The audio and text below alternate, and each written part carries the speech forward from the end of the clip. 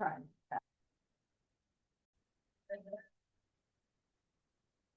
I guess I should have asked first. So do I just start with reading what, I guess we'll start the meeting and then just read what about the work session? Yeah. Okay. Work sessions are an opportunity for board members to discuss issues formally with staff and by guests. The board encourages members of the public to attend work sessions unless it's to the discussion, but there's generally no opportunities for public comment. Members of the public wishing to address the board are welcome to do so during the board's regularly scheduled Mondays. One and only topic would be the fair planning workshops.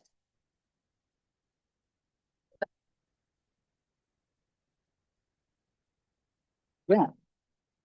I know, so we don't know Joel's timeline. Mallory won't be here.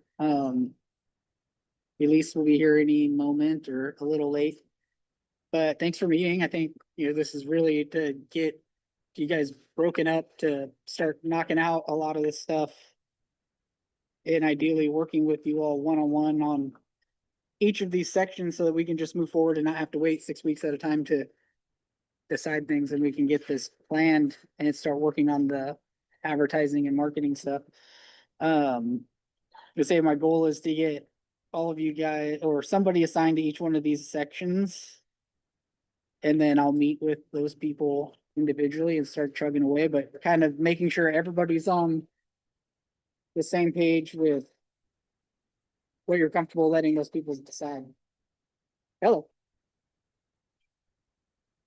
Because I was trying to remember from So if you go to the agenda, the link is on the first page. last time, because you were doing, Last time what, our previous meeting? yeah, what? Yeah, I'm doing vendors and concessions and non-music. So it's in the Well, it's basically agenda. like So it's vendors the and work then session. the drop down to that, so, yep, I already have to file Yes, on ma'am.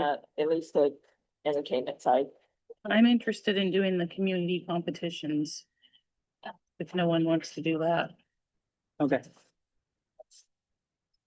I know Elise said also, she did it last year and she said she was interested in doing that as well, so Okay, she'll be here eventually once we get that's to- fine.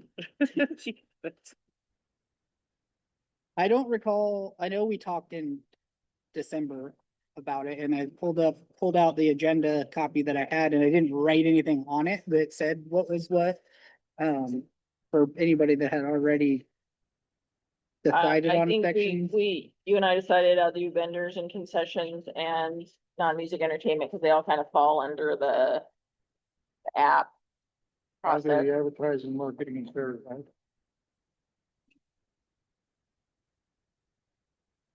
I had Sponsorship. said that Mallory would help me with the sponsorship on the concert side of that. I think Joel said he'd do security parking. So that basically just leaves volunteers and community competition. So once I can- Elise gets here. Yeah, I can try to find volunteers. Last year we had that as a track. I don't remember that there was a lot that was the board contributed at it. A lot of the problem with the volunteer part last year was that we didn't really have the fair planned. And so it was like, what do we need volunteers for? And so that's important for us to get these other things kind of dialed in so that we know. I've got notes here on each of these sections on the things that I really need support with, and we can kind of work through each of those individually. Just to give everybody an idea, so that way the rest of the board knows what those groups are working on, and if you have anything that the other members really want to have heavy input on. But then there's things for us to all kind of talk about: opening act, overall fair layout flow, concert sponsorship, kind of marketing direction. Like, I don't know if that's a full group thing, but it's a lot to when you're talking about marketing. The sponsorship and vendor recruitments, again, that's like a full team thing. Like, the person that's doing this is kind of like the clearinghouse, but everybody's got to be working on it. Joel said he's online, but he can't talk. Let me get him in here.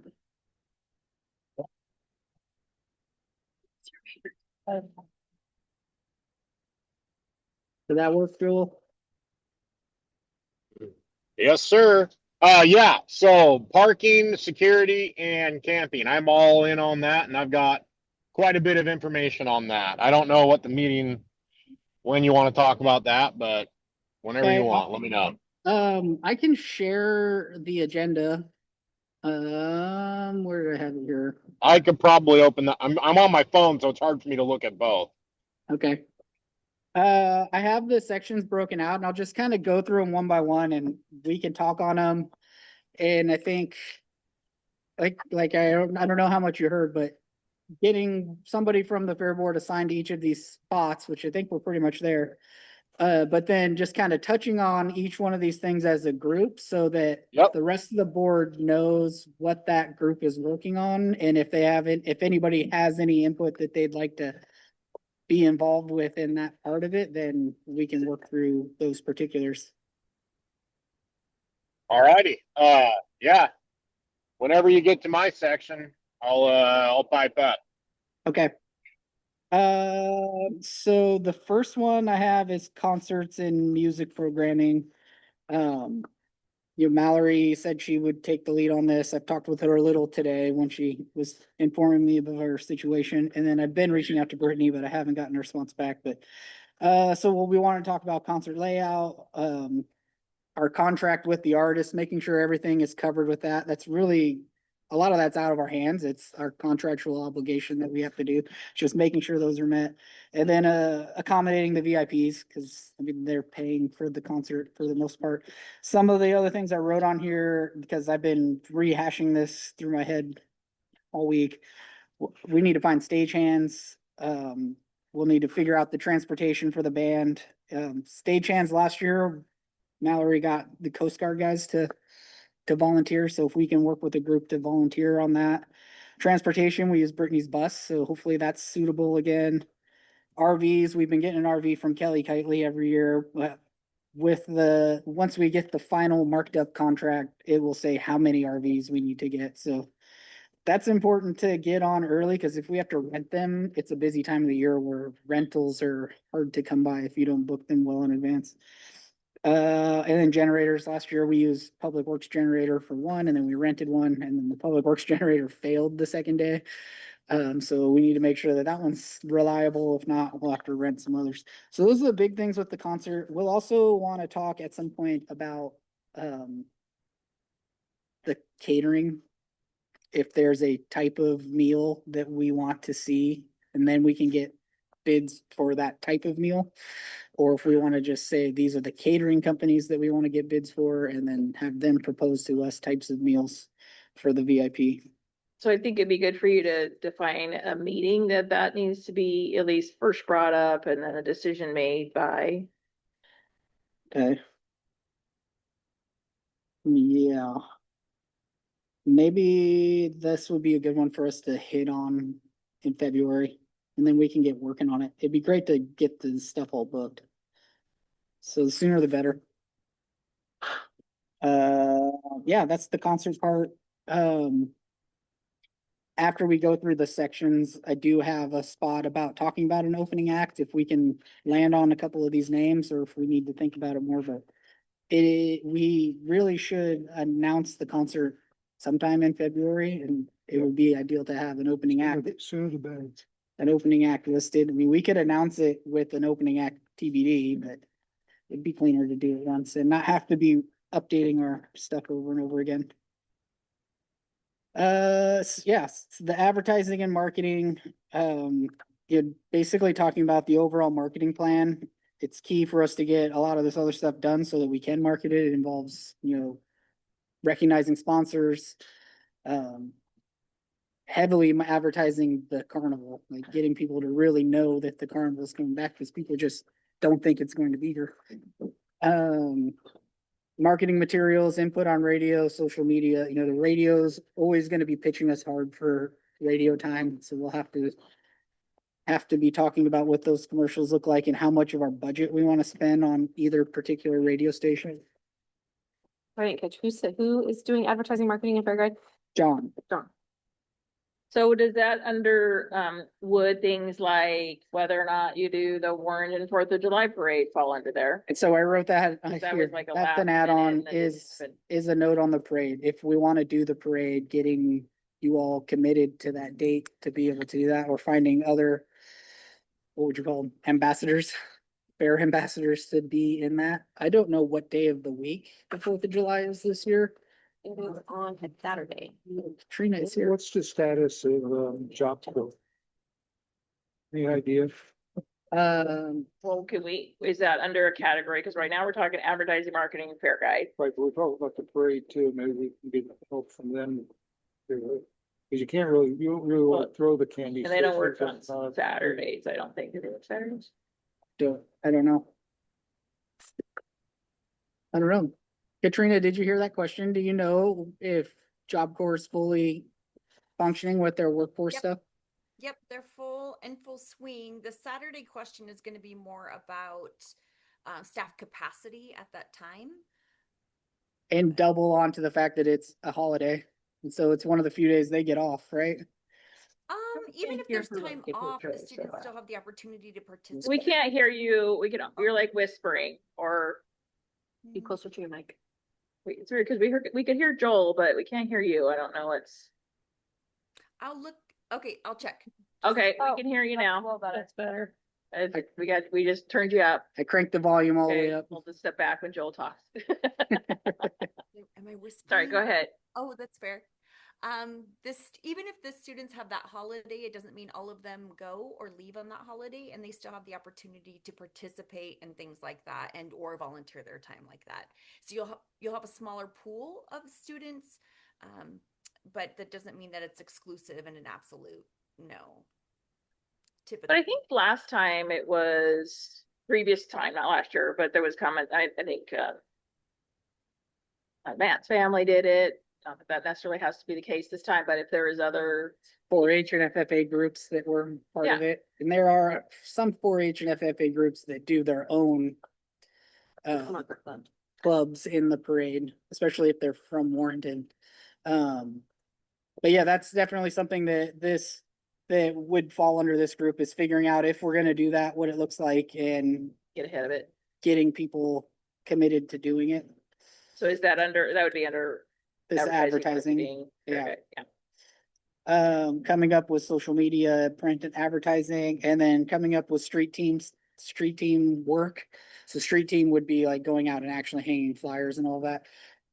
And I would say with all of these sections, like I wouldn't expect that this one person is the only person that's actually doing those things, but they're kind of the point person that's working with me on the details and then coming back to the full board to kind of get everybody on the same page with what we have going on. Signs and street team, those are the big ones. I do have some conversations with, some marketing teams on just like having a consultant to do social media in general, not necessarily just for the fair, but for the full year, where the fair would be part of that. So if we have a marketing budget now, that's been really challenging to spend it all because we don't have the manpower to really do it heavily. But if we just send some of those dollars out to a firm to do it, then that serves our need and Yeah. gets the stuff done. They kind of map it out as Yeah. opposed to what I put together last year. It's like. Right, so the number, the one that I've gotten that's like the most closest to what I think I'm kind of looking for, it's about $6,000 for the year. But that would be like 2 posts a week. Could on you, social media. could you send a flyer to all the schools, like near the end of the school year about the fair and that the carnival's back? That would be, yeah, we'll put a note here about getting the schools. I think, I think, doing some promos through the schools and even offering like discounted admissions or free kids admissions with paid adult type of thing, would be a good way to let them know that the carnival's coming and then get them here, even if the kid got in free, then parents here, they're paying for everything else. Well, and I- Schools and promotions. I think with Cameron coming, outside of the area, it's good for us to keep in mind that, expanding to Portland area, like I said, my hairdresser, she's just like, I'll be there. In Hillsborough. What's the guy's name? Cameron what? Marlo. Marlo. And some of our marketing dollars comes from the county tourism fund, and it has to be used out of the county. And so that's a good use of us to be able to hit that. I wanted to contact the television stations in Portland. Yeah, And I know the Fox does a lot of stuff. They'd probably I'm not sure how much the promo they would do before, but they would be here like on opening day or right before the concert or something like that. Carnival's back and all that. But I think with social media, if we can get the social media out with the carnival, even once a week, starting next month. Or yeah, even if it's once a month and then every other, and then it's something else, but it's one of the reoccurring themes that's getting hit over and over and over again. Yeah, those will be the things that we'll talk about in this group. I know TV, there's been what do you call that? Sales calls from TV stations. One of the tricky parts, like I know I've talked with Hillsborough quite a bit, and he's like, no, you just want to get TV on these times, and then you also they do combo packages where it's like streaming ads at the same time, because those stations are parts of networks that they also own, HGTV and all of these. And so when people are streaming the videos and those ads pop up, but then like we've had this conversation, at least in the Area 1 group, it's like, yeah, but we can't get those because Hillsborough already bought up all of those slots But in we that would- window. We wouldn't buy them in Hillsborough, but that's Comcast or Spectrum. Yeah, but like Coin and KGBT, the local news channels, like he's got them pretty much locked in the whole month of July and first part of August. Well, we can talk to Spectrum, but Spectrum does advertising also. And Yeah. they have so much time on all the networks as part of the deal with the carriage fees. What's really great about working with those groups is because they can actually provide you with data on how much click through and how many people actually got imprinted and what areas that they got. You don't get that with radio and you don't get that with print. It's like, we don't know if this worked or not. But with the digital, you get some good solid information on who was actually engaging with your ads. So that's the advertising and marketing is a big part that I don't think we've done very well since I've been here. I mean, we've been trying to do something, but it's really key that we know what we're advertising and marketing, so that once we get into that April window, like that's the primary focus, that we're working on advertising and getting the sponsorships, what we've told them we're gonna get them. The Clark County Fair, I've already been hit up for tickets last month To buy tickets. to buy tickets. Yeah. Okay, sponsorship. Anything else on advertising that we want to touch on as a group? Sponsorships. So we've already got the fair sponsorship stuff kind of out into the public. If there's any other input from the board on people to engage. I know last year you were talking Moe's, and when I reached out to them, like, it's too late, but Moe's would be another good one to add to the list. So this person is like the point of contact, and Abby's already got a pretty good run on it, but this is something that the whole board really needs to be working on the whole time. So like, are there people out there that want to sponsor? We have a sponsor guide, and I think that's another comment I had for later, but really for all of you utilizing the website as a resource, because everything we have is on the website. And so if you're curious and you're waiting for an answer from me on something, you may have the answer if you just go to the website and look. It's like the sponsorship package, the poster contest, those types of things are already up there. Ticketing. I saw today notices on I forget what it was now. Oh, is the flyer came out? I also saw horse riding and stuff like that. The OET group, they do open rides groups, they're posting constantly. We put ads out for arena signs and The vendor. the vendor Vendor application applications. That's what didn't be public yet. I saw vendor applications today. Okay. Just that it's coming out. Oh, No. What it said? It comes out on the Okay. 30th. yeah. So right now for vendors, it's out to previous vendors. So the previous vendors get that first shot, and then the end of this month, it'll go out to everyone. And I think the poster contest is the other one. Those are kind of the three things we're hitting on right now. One of the things in sponsorship, I'd like to see if we get somebody to sponsor the community group. That way, maybe we give them a little bit of money to work with. So maybe we could find a sponsorship to, for the chili cook-off and Yeah, the whole group. That way we can support Katrina a little bit with help, with a little bit of extra money I and thought we funded it, because we fund that, right? There's a budget for it. Yeah, so we have a budget for, and that is in the sponsorship package. And once we get to that section, will try to get some input from Katrina on what she needs. So that we know what we're trying to find well, she asked, sponsorships for. in the recap, she asked for sponsorship money. Yeah, and Did some of the stuff. That's why I'm suggesting it. we put out quite a bit of dollars. And so getting sponsorship to pay what we're already paying is kind of step one, and then getting surplus dollars to go above and beyond to be able to expand what we're doing. And then separate from that, it's like prizes and awards and things like that, which I think there's a lot of potential there. Can I give a little? Yeah. Put on sponsorship, so. I've done a ton of outreach to, I couldn't even tell you how many people so if you like, you guys have ideas on people, like, if you just reach out to me to see if, like, if I've already done it, or if not, then just to, cause I think. We got a couple like forms back, I think like, people have told me, I think we're up to like, probably like $6,000, probably like. 8-ish different businesses, and so last year we did, I think it was like $9,000 or $10,000 in sponsorships outside of the concert, and then the year before that was like 9, and then the year before that was 3. So my goal this year is like 20,000. Wow. I think we can double it, because we're at 6, like 6 right now. I think we can get to 20. That's Yeah. awesome. That's my goal, and I'm getting a lot of good feedback on stuff. And one thing like Linex, got back to me wanting to do a.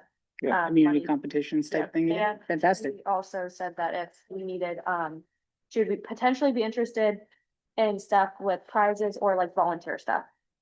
And that was CC Online. And she said that at the fair when I talked to her. Kyle, can Yeah. you hear me? Yeah. Is this open forum? I didn't know if I'm raising my hand or putting stuff in the chat. I'm sorry, I missed that. Oh, yeah, it's just us, so yeah, jump in anytime you'd like. CC was amazing to work with. They were great. And so if we get to work with them again, that would be lovely. But her genuine offer to help out was real. She followed through with it and was accessible to us when we needed some extra judges for something or setup. So I did enjoy working with her, and I'm happy to hear she's coming back. She said she was super excited about it, said she had a great time last year and wanted to do it again. So I think, so I have a couple of thoughts going on in my head. I'll try to be clearly. I think one of the things we'll do when next time Abby and I can connect, kind of get a list of who we've reached out to and like who we haven't, and try to break out some of those. Hey, can the other board members reach out to these people, or find new people that aren't on this list and reach out to them? But like you said, if we can get to that 20, like it's continual growth, like. There really was a non-existent sponsorship program. It was basically people that were coming to us and saying, we'd like to sponsor, not necessarily us looking for sponsorships. But we're gonna learn a lot about the sponsorship program and the feedback from them just by focusing on it. And then a lot of the feedback that I feel like I had heard when we were trying to get the outreach that we were doing was, when you have the carnival, we'll be interested. And so, getting the attendance is what the sponsors need in order for them to want to sponsor and come back and do it year after year. So we have a lot of things going and a lot of momentum going on the sponsorship side. I think we should look at the last 2 years of people who dropped out from sponsorships, because a lot of them told me that they dropped out because there was no carnival, and when the carnival came back to call them. Yeah, So we should, and that's the concert sponsorship side. sponsor sponsorships and radio sponsorships, because they know that the attendance has been down. Yeah. There were who volunteered to be the head of advertising and the marketing? John, Oh, okay. Because I had some stuff from that conference that I went to that were some ideas on engagement that I would like to explore. So it sounds like you'd be my guy, right? yeah, I'm retired now, so I have time. All right. Great. Okay. Another point, like I said, I have lots of extra notes. We've been working with Park 365 for an alcohol sponsorship that OBS really kind of helped us with in both years. It's kind of come in late, but there are some local distributors and distilleries that we could consider looking at something and request, instead of just saying Park 365. we're gonna go with you again, say, we're looking for sponsorship for spirits, we're looking for sponsorship for beverage, we're looking for sponsorship for beer, and see if any of these local groups want to commit to it, but there almost really needs to be more like a window for that, instead of just like first come, first serve, putting it out there and saying, we're getting, what's your pitch? How much will you give us? And go from there. Especially with spirits, there's so many ranges of spirits, from, the big massive name brands to the local up and coming distilleries, that none of them are gonna wanna be competing with another one. Like if there's a rum distillery, they're not gonna want another rum distillery in there. So there's a little bit more of an exclusiveness than we have with any of our other sponsorship thing, but it's not something we've talked about yet, but there are some local distilleries and beverages and canned cocktail companies. There's even like energy drinks and stuff like that, that might be interested in doing some kind of sponsorship if we say that's the only product that we'll sell or advertise. Yeah, vendors and concessions. So the vendor handbook is out. A big function with this is really gonna be, for the next point, is what does the layout look like? We need to get on that Let's get relatively on quickly. that. Mostly so we know how many vendor spots that we have to sell. At this point, it's early, so we can be taking them in and put them in as it goes, but it would be great to have we have 35 slots, we have 42 slots, how many ever slots we have, so that's. Do we have a target date to get that decided? Are you and I gonna like walk it out? Walk it out and get it laid out as opposed to, I'd say if we could do it in the next 2 or 3 weeks would be good. okay, Helping with vendors when they come for setup day and the packets and all of that, getting them handed out. I'd do that. I wrote a second note, and this is really kind of tied into the security, admissions and vendors section, but spending some time to look at our Wi-Fi network and making sure we've got good coverage, that the ticketing is gonna work and that the vendors have solid access and all that. So I will be working with our IT department. I know a lot of the tech that we have in here is probably close to 15 years old, and the stuff has come a long ways since then, and that could be a good part of our issue, but definitely at the concert, making sure that we have solid Wi-Fi for those ticketing, scanning and all of that. Vendors are a handful though. It's everyone that applies has a million questions, it seems like. Speaking of vendors,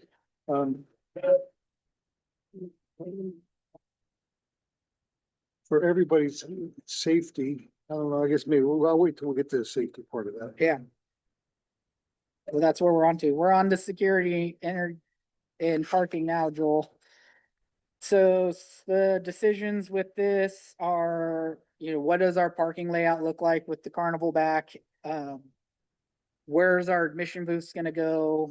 And then that'll tell us what we need to get for fencing so that we can get that rented. We'll need to do some coordination with law enforcement. Every year, we typically have a meeting with them in the spring, and we kind of talk about parking and traffic control, and then getting them on board for the concert, for the security that they provide us for that. And, along with the admissions and parking, the people mover, where that's gonna work for the drop-offs. And there needs to be some repairs to the people mover. Last year, we were talking about adding a handrail to one side, and then now it has a big gash in the front of it that needs to be fixed, so. That's the big stuff with that, but did you have some input, Joel?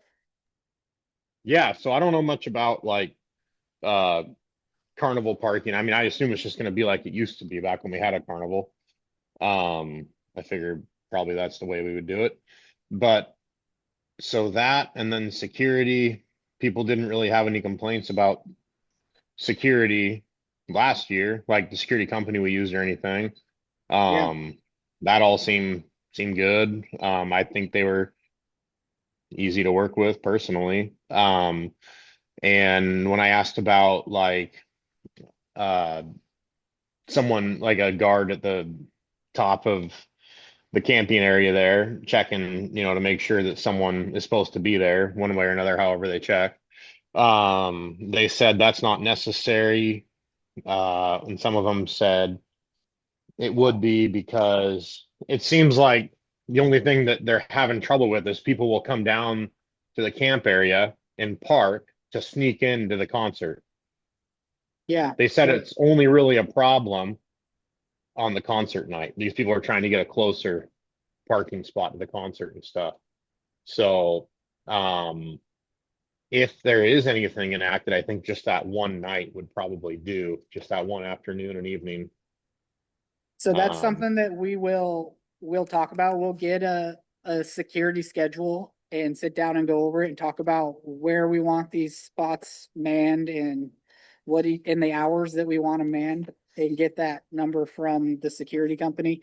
I did start a conversation with them and just kind of said, hey, we're gonna want to talk about that gate up there and what it looks like, and that we're not gonna be doing the wristbands down into the campground, but maintaining that person at the vehicle gate for the campground, so that only people that have a vehicle pass can okay, drive yeah, into that campground. So that should especially resolve on that. yeah, especially on concert night. And then How to with the deal with, whole, go ahead. go ahead. So You with say- the whole, parking pass thing, it seems like people definitely are for 2 parking passes per campsite. And then with some people requesting the ability to buy another pass, like if the grandparents were sometimes going to come, because you got the 16-year-old kid with a car, then you got the parents, but in some instances, you also have the grandparents that come and go. So they'd like the option to be able to buy a third pass and actually enforce it. $100. Yeah, You make some good money. okay, yeah, If we do that, we should add the price to admission to it. So, Well, you just buy booster bands. so they don't get there with a pass and come in early in the morning or something. yeah, and that initial conversation I had with security was about, making sure that people that do come through that gate can pay to get in if somehow they were able to get through that gate without having I think, a pass pre-purchase, but also about having the admission booths manned several hours before the fair activities actually start, because while the fair's not going on and the vendors aren't running and the entertainment's not happening, people are still trying to come in to be part of the 4-H or whatever else. They are that- coming in. how about, They're trying. They Yeah. are. how about putting a Early. early person down at the other gate for the back road? Down on gate 1, yeah. Early in the morning, because that's a big thing. People, And I'm pretty sure we had somebody set on Someone that was there. in Usually the, It's not that time. in the agreement, but they may have had manpower staffing where they were trying to cover and that was their lowest. But we can talk to them about that one. The other thing in this, under the parking, is roping off areas that shouldn't be parked, right? Because we're like traps. In advance of the fair during setup, yeah. Where the Civil War people were gonna be and, Farmers Park for the monster truck guy needed to be. right, yeah, like let's all those roped off a couple days ahead of time, so you're not like people are trying to get set up and this is one little kid sitting in the truck. When your parents come back. So there's that, and then, regarding the carnival, like, I'm working on setting up a meeting with the carnivals to talk about their layout, and that's gonna affect some of the fencing that we end up purchasing. But the main issue with the parking related to the carnival is that area is where we were parking, so we're gonna have to move all of those folks that were parked up there down into the lower area. If there's reserved areas of that lower parking that we wanna do for particular groups, and then discussing this ADA parking, how we wanna do that. So those will be the things we work on in the security and parking section. I propose that we turn the 4-H leader parking into handicap parking. Because that is accessible, right? Because there's a bridge. there That you have would- it. I'm not sure if it's totally accessible, but it's definitely the best accessibility that we have. One There'll of, be up here, there'll be some handicap, right? Yeah, if we continue to have this section in the front parking lot blocked off, I mean, the 17 slots. When I was coming in one time, there was a person with one of those scooters and I literally had to push her up Up the over the hill to get going. Eventually, we need to just do that. That's not okay. And That's not ideal. that is a conversation, which let me write that down. Charge that power pack, girl. Or we get it paid, right? Well, then there's the whole spring, but anyway. But talking about paving that slope, yeah, that comes from basically the edge of the footbridge on the Yeah. south side of the Yeah. road Yeah. down to the bottom of that hill. Might need to be a different grade. And again, it may not put us totally to where people Yeah. are gonna be like happy that's good Yeah, enough, but it definitely will show that we're doing what we can to try to be as accommodating as we possibly can be. For one event a year, you know?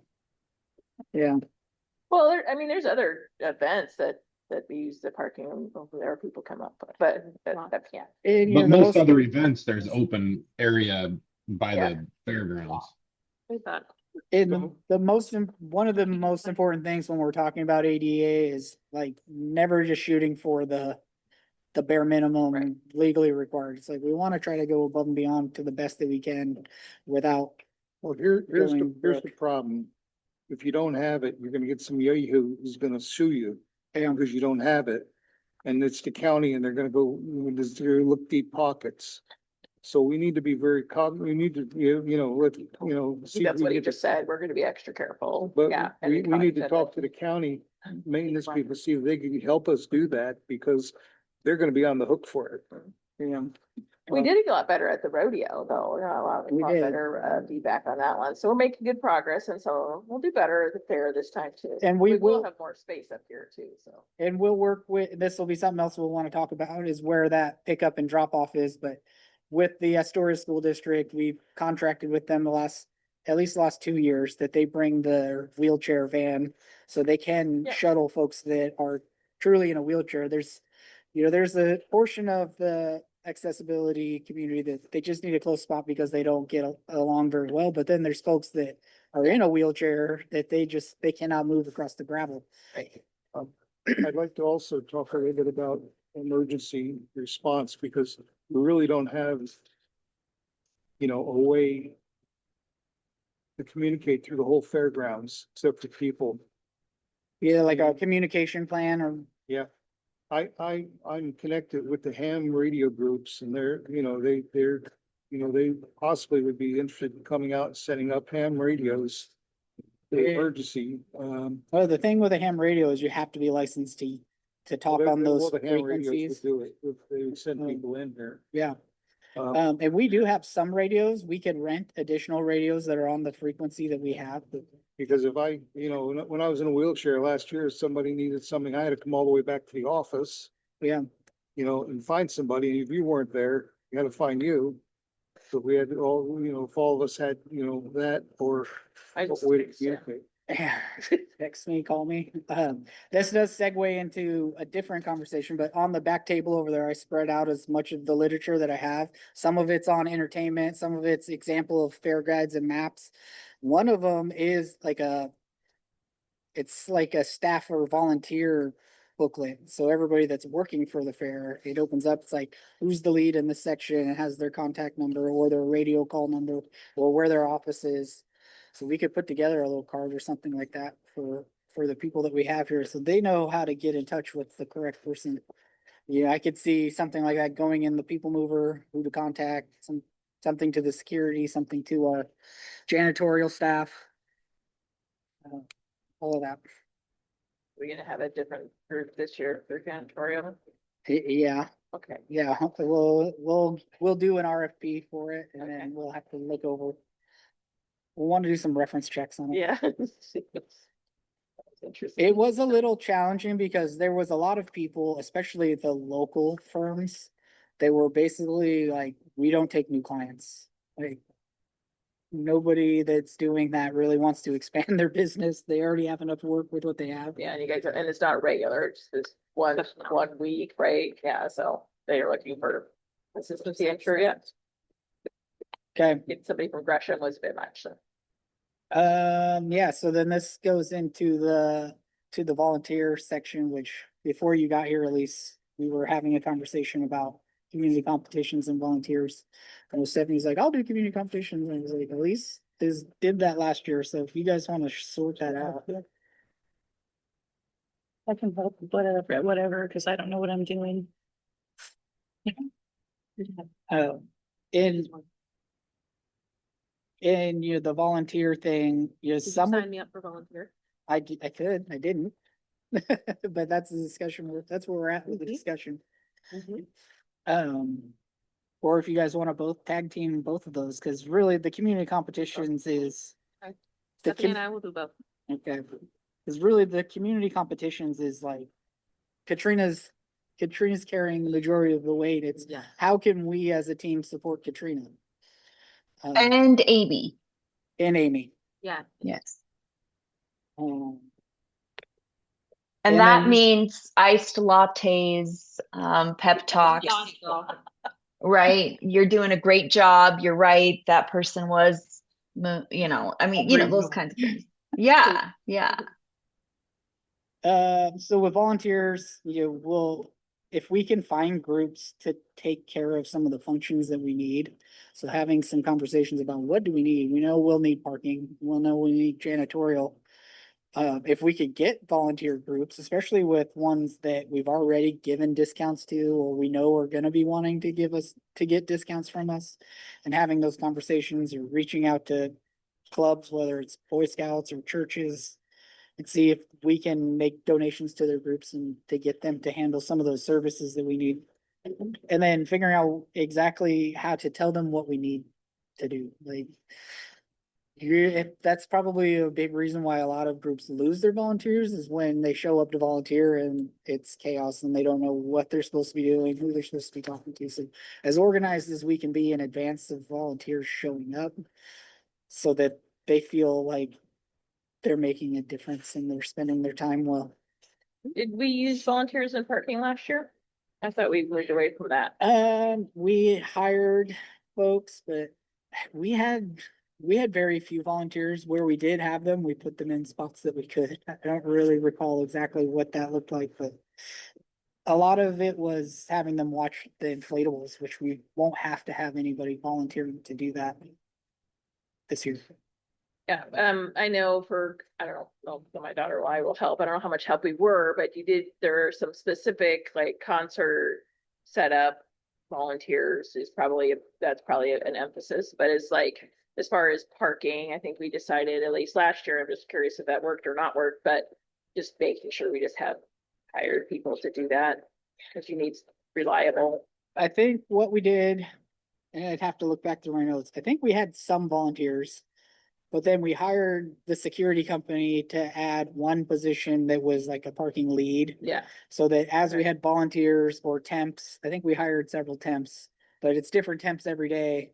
And so as that turnover was happening, somebody from the security team was that point of contact. And I wasn't having to go and retrain somebody new every time someone new showed up. And I think it worked well. I think our parking actually did pretty darn good last year. But it's gonna be more people in that lower area this year, so. Okay, non-music entertainment, I've met with MJ once already, we've talked about it, We're getting them organized. you know, some of the main things that really need to be established early on is what are we doing with the stage out in this front area? If we're gonna go with a different contractor and have a different layout, so working through those quotes. We need to book two or three grounds acts, and then once we do that, we'll put it out for bands, and so having input on which of those bands that have submitted requests that we're actually gonna go with. And then talking about any other things we need for the entertainment activities like tents and rentals and stuff. But one of the conversations I think to have as a group here is on this marksman activity, Joel. If it's something we're wanting to explore again, but also knowing like if we do, like, can we get somebody to do it for us? Yeah, it would have to be someone else. I guess I could ask around. Yeah, a few people said that they would maybe do it, but it's nothing firm enough that makes me like convinced, maybe you if know? you could spend a couple weeks seeing if there's any engagement with those folks that you had, then we can make a decision one way or the other if we're gonna focus any more time on it. But Okay, when's the next meeting? well, the next Fair Board meeting, I think, is February 3rd. Okay. I'll try to have an answer for you by February 3rd. And then, yeah, so I don't know if it sounded like you were working with M&M last year, if they might be interested in something or. Yeah, I don't know. they're one of the people, but they're also the ones that backed out last year. Yeah, well, maybe with the carnival coming back and pitching more attendance, and I do have some information on our fair from that economic report that maybe we can show a little bit more of, you know, the input, the value that we have. But Would you be yeah. willing to do, so how would it work? Would you be willing to run the insurance like it was last time so that whoever's running it can just piggyback on that, or do they need to do it all on their own? I think our insurance's preference would be that they do it on their own, but if we had to, I think we could work with them and we'd consider them like volunteers, Okay, like. And we're making that donation to them either as their booth space or whatever it is, whatever else they okay, wanna provide to make the deal worth it to them. okay. I will, We all right, can, that'll let's, help. we can take a call here later this week or early next week and kind of get on the same page. But deciding if Okay, that's something that's gonna happen or not, it, you know, changes some of the work that MJ and I will be doing, trying to figure out how to fill in the rest of the Yeah. entertainment stuff. And It's a good idea for that one or anything similar. It's good for us to make sure we actually have it laid out, who owns it, who's driving it. How do we make sure it's manned the whole time? And so, you know, while MJ and I will work kind of on putting all the details together, if there's anything large in particular that the board wants to have specific input on direction, because entertainment is kind of one of those biggest pieces that, you know, has the theme and flow of what the fair actually looks like and represents. We have the logging show, we have the petting zoo. We've done the local kiddie zone thing. I think those are probably three pretty good staples that we'll want to do, but is there something else that we really want to explore providing and adding into it? We talked mechanical bowl, if we want to do that again, I think that's a pretty easy one. But working out, is it something that there's somebody sponsoring and it's free rides, or it's a company that's basically charging people to do it? And you know, we could book somebody that's going to be charging for rides, and then if a sponsorship develops, then they're covering the cost of that person to be here. But again, if there's anything particular that you want to see in any of these areas, the map, I gave you guys all a map, so you're thinking where the mutton busting was is where the logging show would be. I'm thinking up here where the chainsaw carving has the kiddie zone, but it would also be the marksman stuff, so that would kind of be having to be blocked into two areas if we do the marksman shoot. And then over next to the chicken coop to have the petting zoo, and then that leaves this whole area in front of the office that we could either put the kiddie zone back into that area or put something else in. And there are some handouts up there or advertisements up there if you want to walk through and say, I like this idea. The logging show gonna be, I think where the mutton busting was in front of the horse arena. okay, versus activities. Yeah. That area. I don't know, do you have anything else you want to add, MJ? Well, nope, not specifically, I was expecting a call from Mason Entertainment, who we booked the balloon guy through. She had already given me a number for the balloon guy. I said, he's got the penciled in if you want him. I said, likely. So is that something you guys want to do again? Oh, I know he was fantastic. Yeah, He Yeah. was so good. he worked hard. And so we can book him. That covers one of the grounds acts. I talked with Seth, the magician. He says he's interested in coming again. And that he can change up his show a little.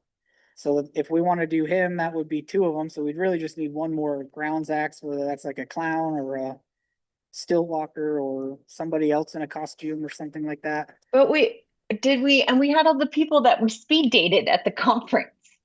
Yeah. No, those are good. Was there anything from that that you guys liked? I wouldn't need to get my notes.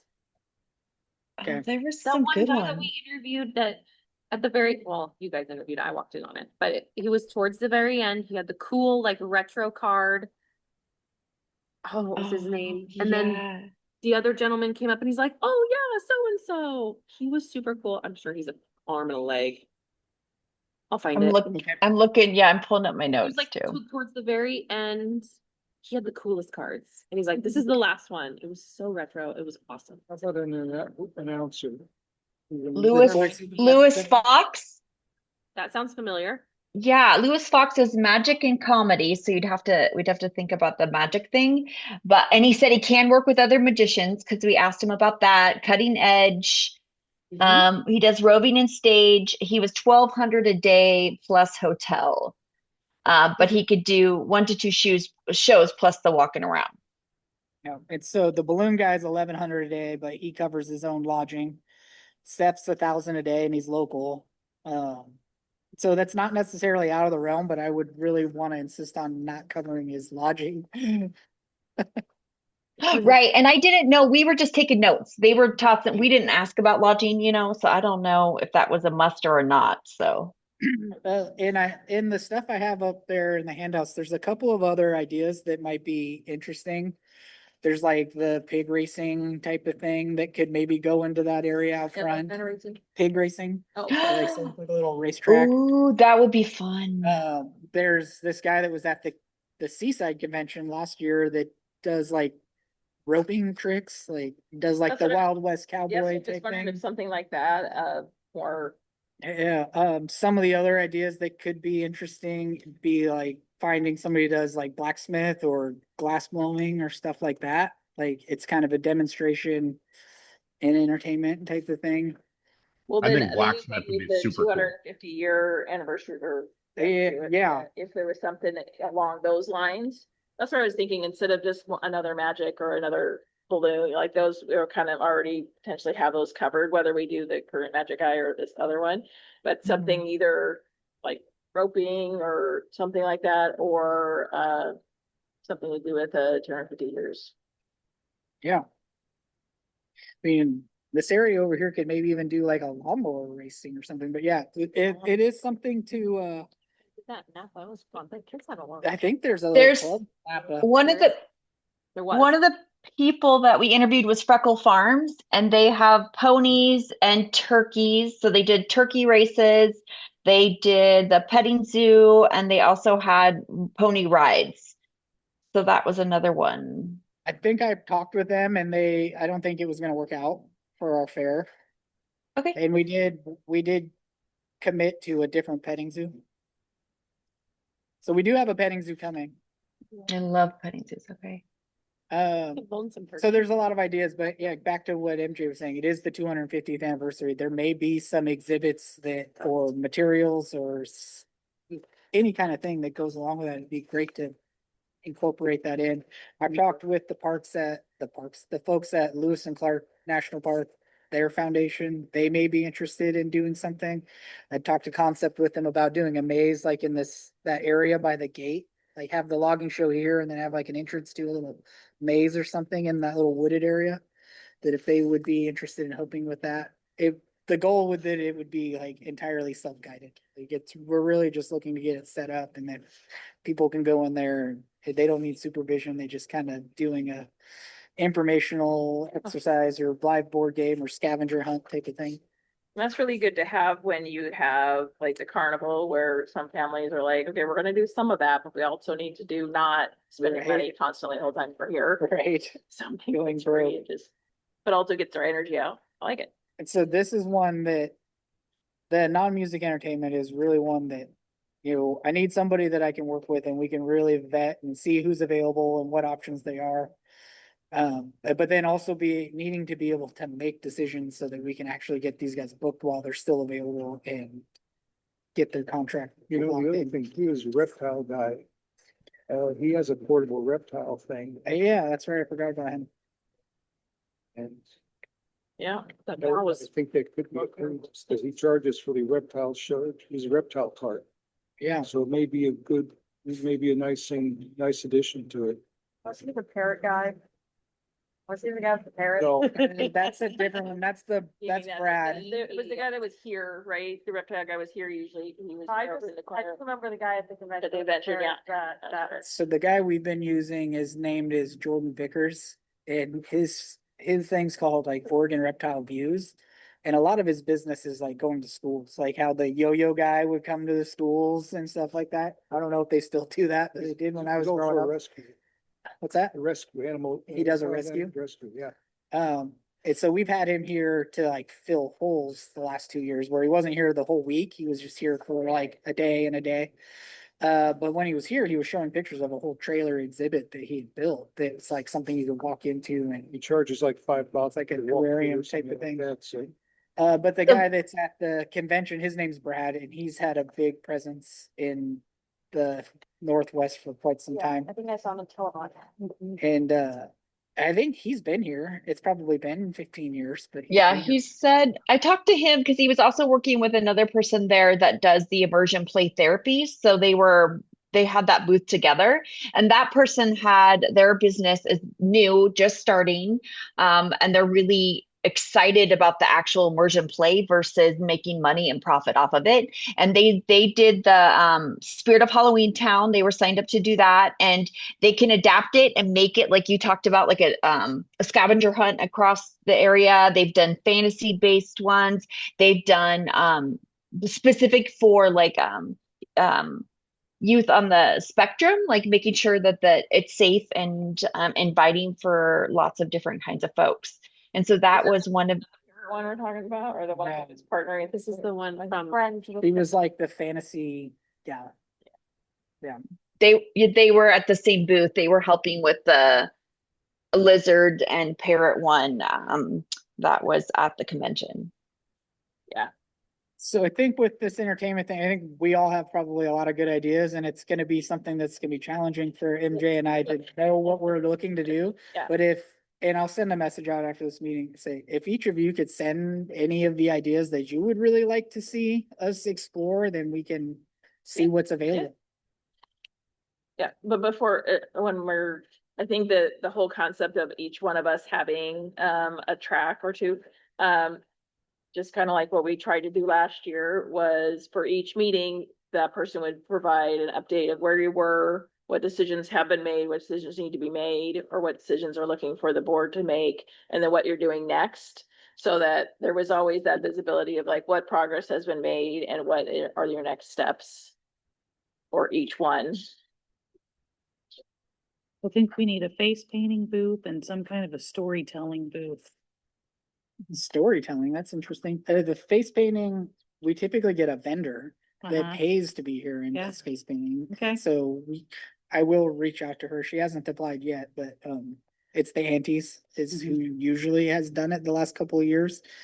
There was a guy that the first year I was here, Jason already had a contract with them, and we paid him like 13 grand to do face painting at the fair. I was like, why are we paying to have somebody do face painting? Like, face painting is something they charge people to do. And that kind of goes with the note I put at the end of this, like, budget conscious, like, this is really our fundraiser, right? Like, yes, we want to be doing entertainment, and this is a community event, but at the same time, There's a lady in Long Beach that does birthday parties and stuff. I don't know how to get a hold of her. But she had a face painting booth not this year, but last year when I took girls on the Christmas trolley. She was expensive, like 25 bucks, to do face painting. Yeah. 25 bucks. Well, going back to what you talked about, being cost conscious, we're gonna try to keep in mind which ones we're gonna be looking for sponsorship for. Yeah. And then and also, are we gonna have them come in as a vendor, or are they gonna be as a Paid paid entertainer. entertainer, whatever, yeah. But which is kind of why it makes sense that vendor concessions and non-music entertainment are all, they cross over, because it's like, oh, well, we'll move them over to vendor or move them back from vendor kind of thing. Yeah. Yeah. Okay, yeah, so if you guys have ideas on stuff you want us to look at, we'll start putting together ideas. And chug away. Yeah, then community competitions, this is really like how we can support you, Katrina. things when we know that we need is a exhibitor guide at some point and any materials you need. But then like regarding sponsorships and prizes and stuff, like what do you need so that we can be trying to get those? Well, if you think about our inspiring themed prizes, we've got our different departments. So if folks want to think about our photography, is there a camera that somebody could donate that we could have as a prize? So some of those things there. I scaled back on taking things like gift baskets and cards because it was hard to juggle all of those things and train volunteers and have kind of a steady approach to things. But I think we've got a pretty solid core team. So with that said, if people have ideas about those kinds of partnerships or donated items that will go along with, we've got our baking department, we've got our quilting department, we've got horticulture and floral, we've got hobbies, and I'm kind of walking through them in my head. But if you're inspired by those, or there's something that someone could donate for that, so we can have some big prizes for those things, that would be lovely. Is that what you're hoping to hear? Things like that? Yeah, maybe if you could, I know the fair's a long ways out and you're probably not fully in that mode, but if you could give us a list of those divisions and ideas that I can share with the team. Yeah. Okay. We'll do. And then the live contests, of course, are the ones that people get the most excited about as far as pitching ideas for. So always just remembering it's about capacity. I think it's myself, Amy, and then my mom who tend to be here the whole week. And then some of my team can kind of pop in at different times. So whatever we come up with, just knowing like for the chili competition, which is just a friggin' blast to do and just to see people invested in, our challenge there is outlets and how many crock pots. So we even out with that one, probably around 10 to 15 participants, I think, for that. But that kind of feedback and interest, we definitely have people who are excited to support that. It's about the capacity and then making sure electricity or whatever else is needed there. So, I mean, we can connect again later to talk about it. As this group with Stephanie, Elise, and Amy. But do you have ideas on live events that you're interested in doing this year? I mean, I feel like having the chili contest again is a good idea, but we can pivot on that one if we wanted to go.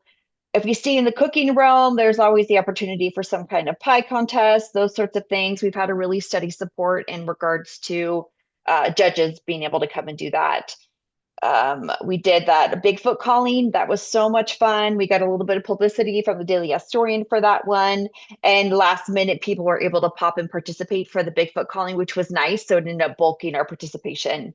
So those are some things that were successful that come to mind right away. We also do the flower arranging and piggybacking that off of the 4-H has been nice because we have some flowers to work with, and Amy is very good at rounding up some in her own garden.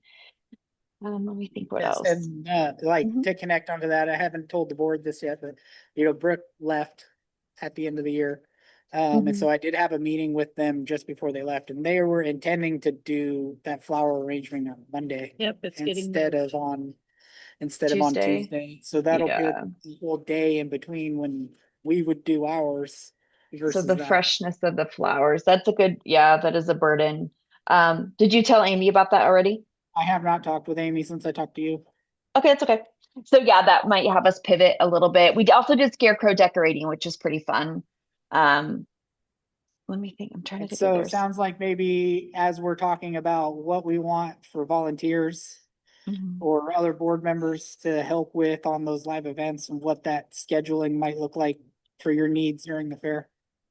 Scheduling, judges, and then parameters in determining how to measure those chili competitions are serious business. Nothing has compared to that in regards to the other competitions we've tried out too. So I think trending things, if you want to do best mullet, getting silly and having fun with it has also been part of as far as the volunteer pool goes, part of the joy in our payoff has been that engagement and how much fun people have with it.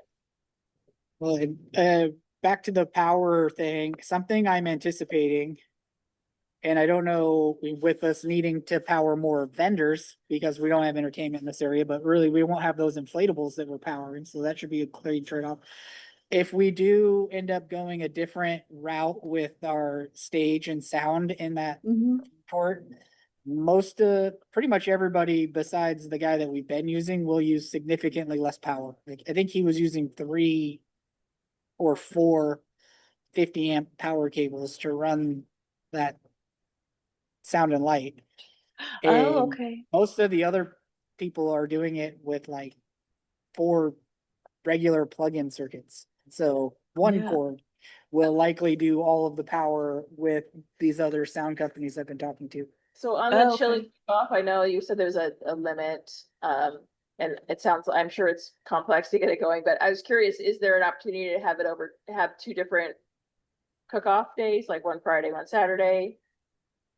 Oh, Sure. yeah, yes, that would then, I'm not opposed to that. That cook-off is much higher level of planning, judging, and coordinating.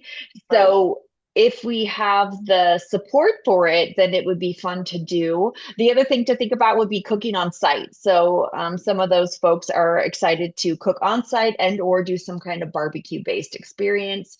So that of course is going to spill over into the vendors who are selling similar foods. So I'll leave that up to you guys. But again, like the competitions, they can't be giving out meals unless they're licensed like Oh, their they food. don't. Yeah, they don't. They just do the sample, that sample size.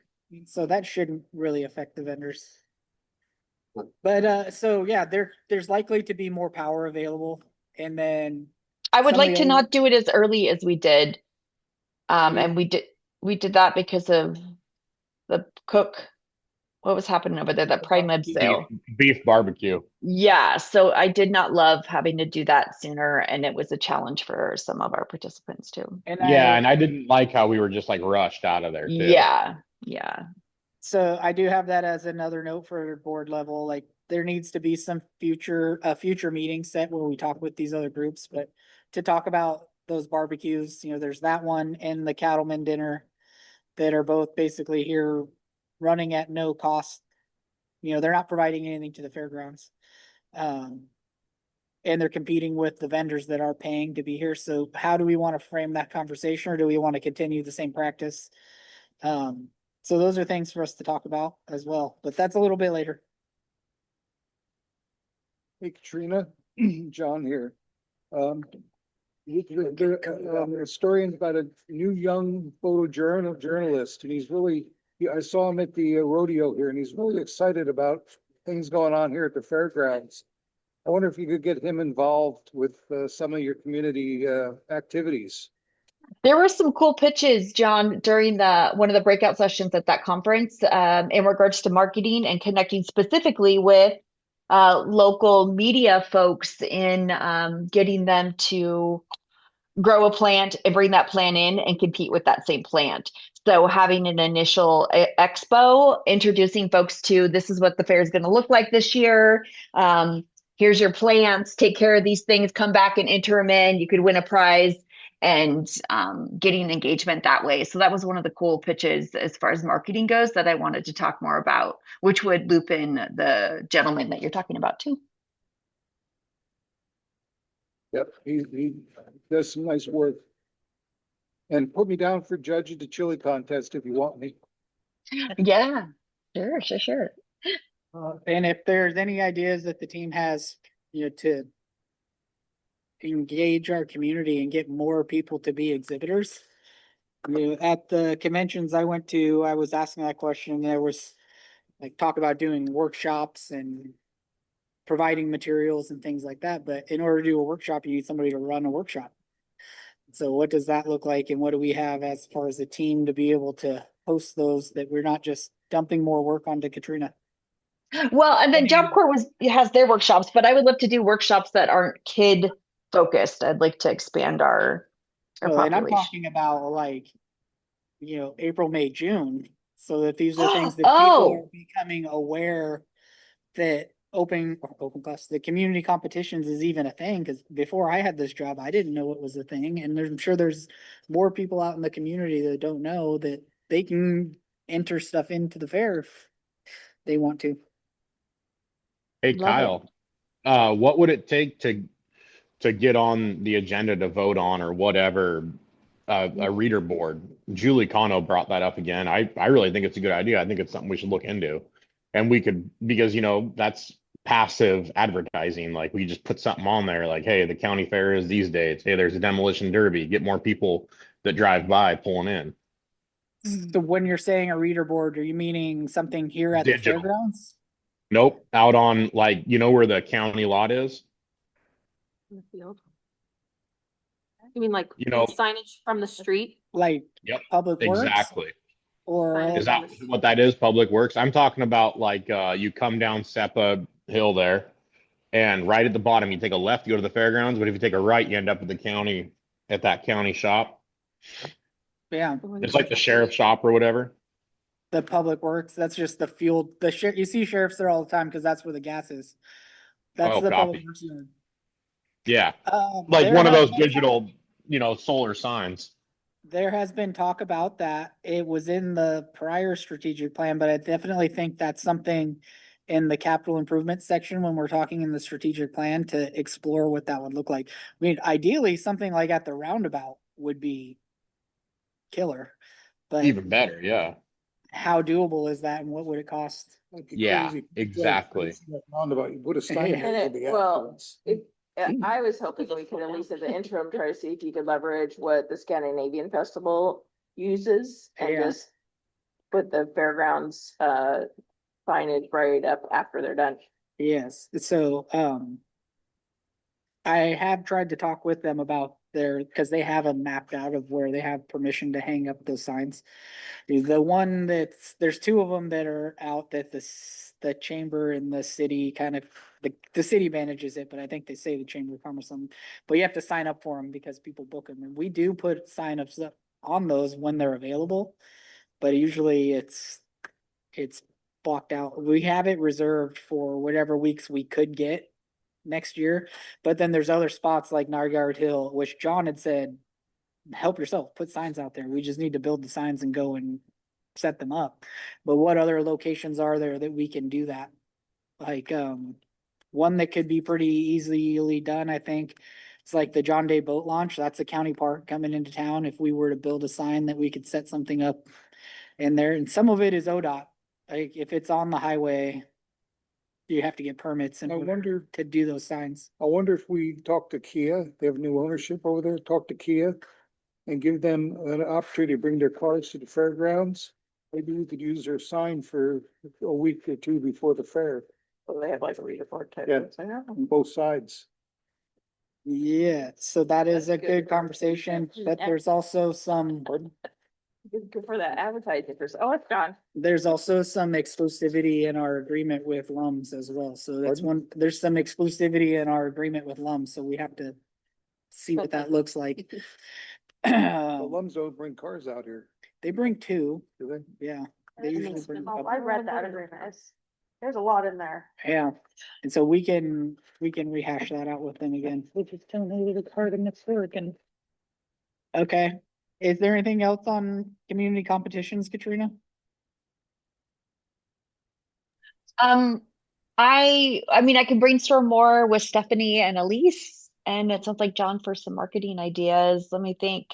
Oh, I would like to say that the judges who come during the week, are curious sometimes about that free admission, and so are people who participate in it. So something for you guys to think about there. We have given the judges free admission and sometimes their families. We've gone back and forth on that one. But the people who participate, I have yet to give free admission to them. So you guys can think about that too. And I don't mind either way. I just want to be consistent. In that. It seems to me that the judges are kind of working for us, that makes sense, but I don't know about the entrance. Katrina, do the people pay an entry fee for the chili cook-off? It's free. So if they paid an entry fee, we could give them free entrance. Yeah. Something like that. So that would then come back to managing financial stuff. And so we do, hopefully I continue to have access to ShowWorks and then expand that a little bit for some of the online stuff. But as far as taking money goes, I'm going to remind you here that I'm a volunteer and I don't want to do that. I've been a volunteer for a long time. I don't want to take money. I don't want to do all that. We're not asking you to take money. We'll just figure a way to do it on the website. They can sign up on the website. Well, I just think it might be just as simple to say, we're gonna continue to have them pay for entrance. Yeah. But we don't have an entry fee. I mean, it's just, Yeah. it's already handled through our normal process with that food. Yeah, and again, I'm okay with what you guys decide. Those are just some of the things that have come up enough that I wanted to share with you as a board, and you can talk about it. Then for us, yeah, the exhibitor guide, as early as we can get it. I don't know how much changes you need to do, but I think it's probably just the live events. Whatever gets landed on for that. I love how you okay. It's- We have to update the photography section. We have to do some more digital art updates and move those over. So there's a little bit of that revision that needs to take place. And then live events. And we have offered workshops in the past, and sometimes they're well attended, which is nice. And those are mostly, this is how to fill this out and this is how to do this. So I'm not opposed to that. I like the community engagement that's involved with that. And we've done it at the senior center and then they're on site with you guys too. Yeah, and some of the ideas that came up from the conference I went to was like a paint and sip. And then they enter in their painting into the community competitions. Like working with like the hardware stores when they do those types of workshops, those types of things. But again, I'm not necessarily asking you to take that on top of everything else you do, but not necessarily like your workshops, like you said, this is how you enter. Yeah, the more engagement we can get from adults and our senior communities, the better. I think that our community needs that engagement is important. Some of the other the comments were like church groups and youth groups. Like there's all these youth groups that meet regularly. Like if somebody from the team went and participated in one of their meetings and brought some materials and said, here you go. And then they tell their friends and stuff like that. But that's something that can be developed over time also. Yep. I love it. Thank you. And yeah, and then anything you guys need from us regarding ribbons and tags, so we can order those while they're on sale. And then this might be more of an Amy question, but any other furniture replacement upgrades? And if there's anything that, Andrew or our seasonal staff can do to work on some of this stuff in advance. Yeah, Amy's going to be a good one for that. So we'll circle back to her. As far as tags go, I want to be done with those and I would like to be able to print from ShowWorks. So either we're doing that on site, which we troubleshot a little bit, or there's an opportunity to print from home. ShowWorks has a variety, and I don't know if there's anyone in the group there that has expertise in ShowWorks. So forgive me if I'm speaking out of turn, and when I talk, all I get to see is my stupid face. So I can't even see if people are shaking their head or, so I apologize. But ideally we're moving away from using those tags and instead we have something digital that we can print out. So please don't order more tags for the love of God. That works for people that want to come in and get tags in advance? They don't get tags. The point is that regardless, the tags are going to be really specific to what they enter and how it's entered. So the ahead of time tag, all of that fiasco that people go through, we'd be eliminating that. So if they have some kind of trauma bond to extra paperwork, I can find some busy work for them, but hopefully we're moving away from that experience and streamlining it in a way that there are whole databases created to make that happen. I'm just sitting here thinking through how my experience for the last 3 years. So it would more just be like they're coming in and getting an entry flyer, not necessarily getting tags. And then when they drop their item off on intake, that's when their item gets tagged. Right. Or if we are able to have the level of access. Is there somebody from ShowWorks in there? Because again, I'm just speaking and looking at my beautiful glamour shot. At the 4-H office, they print them early. Like you Yeah. enter your stuff, they print them early. You Mhm. pick them up at the office and your tag is already ready to go on your stuff. Yeah. So it's the So, same. right. And then ShowWorks also offers the opportunity possibly to do it online. Individuals can enter things online and start things themselves. So there's Yep. so many levels of that access with different gradients in the pay scale.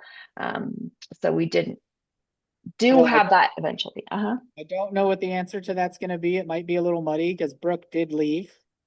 Oh, Mhm. it's, So there's not really a person there to work with.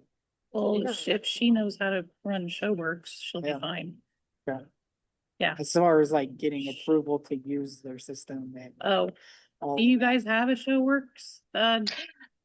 Yeah, We- she gave us, I had one of the access cards, and then I also had been brainwashing some folks to sponsor some tablets for us because we need specifically iOS tablets to do some of that data entry with my clerks and judges the day of instead of me doing a bunch of data entry later on.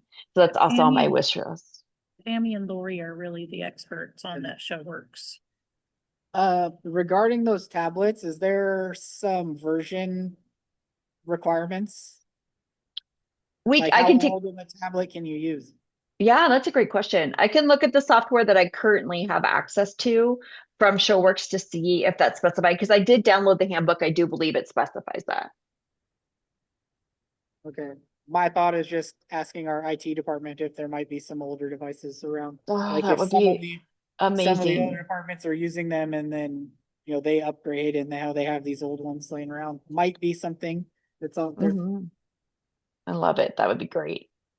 I might have one at home too, I can give you. Depending if it's the right operating system. Yeah, thank you. That would You're be talking one. to a guy when you're talking iOS. I'm not an iPhone person, so. That's why I'm donating it. It's a lot of my time is spent retraining my volunteers who I love and adore. And then they tell me because they know me so well, yeah, we know what we're doing. And then I go back to do the data entry for their paperwork. And I'm like, you guys are liars and fat mouths. I can't fire you. And I know you want to be fired, but that's not going to happen. So But if you're I here get for to, life. so if I, what? But you're here for life. You're here for live questioning it. But if I can get them in on the beginning with the tablet and they're entering things in, then that has some of guardrails in place that will help queue up the right kind of information from them, so they're not giving away multiple champions for the same category, which is illegal. And I wish there was a shock feature associated with it. But And not to get too far into the weeds, but it sounds like we'd be going away from any early drop off that they're bringing into the office. people can still, I would say early drop off and accessibility is still okay because ultimately they screw up their tags anyways. So as long as people, we can come back to that, but as long as people are labeling their product, whatever they're bringing in, their exhibit, with their name, their information, what it is, then we can still have everything kind of ready here and they can call in or whatever. We still can do some of that troubleshooting because we have to do it anyways. Usually they've messed up their form or the tag or something because there's so many different levels of paperwork that we are engaging on some level with them. So maybe we could just get some of like the cheap blank tie on ones, then just say write your name Just and put phone tape number it. on it. Tape, phone Piece number, of tape. name. Yeah. Sure. Yeah. And or yes. Yeah. So I guess again, we don't have to get in the weeds too much, but we also can have intake weekends or dates, where we're there on site. We're printing off stuff. We're making that happen. So the print offs would be nice if we could get the special paper that's associated with the tag size, but I was doing it with regular paper and we survived. So there's opportunity. We are making progress as far as technology, even though it's kind of antiquated. And we're piggybacking off of a partnership with 4-H that I hope you don't blow because Brooke is gone. So everybody be nice to whoever comes in next because they're giving us access to ShowWorks and it has made our life a little bit easier for sure. All right, that was the last of like the section. So I don't know if we want to circle back, if there's anything in those groups that anybody that's not the person that really has input for any of those sections. If you want to circle back either with that person on the board or with me, Regarding communications, like as we're working on these things, groups of you all can work on stuff as long as it's under a quorum level, but you can't be talking with enough board members that would make up a quorum outside of the board meeting. So there is a little bit of additional flexibility. I think the intention with this was it's gonna be much easier to schedule the work for me to work one-on-one with people than it is for me trying to schedule a four-way meeting when we already meet so Like much. voting cats. Right, and so ideally, we can make a lot more progress quicker on these with just kind of streamlining it. Few things, may I? Go ahead, Kristen. I want to go back to vendors. So we have opened applications to previous vendors. Vendors have about 3 weeks or so. It's vendors for 2024 and 2025. So they've gotten a couple of notices already from us. And we have 5 vendors that have applied so far. 2 of them are, the rest are one's a retail and then some nonprofit. So they'll get another reminder from me before we open it up on January 30th to all vendors. So that will be the all call for everybody. On that, if you wanna set up a regular cadence of like, as we get closer, we know that the approvals need to be quicker turnaround, but like if you're looking for an approval process like weekly, every other week, then connect. We want to connect on that. Yeah. Have sort of approval process Yes. and procedure. Yeah. Yeah. Great. Some of it is like, some of them are, we can approve them right away. Like, sure, this one's clear, but there's gonna be ones that's like, okay, these are duplicates.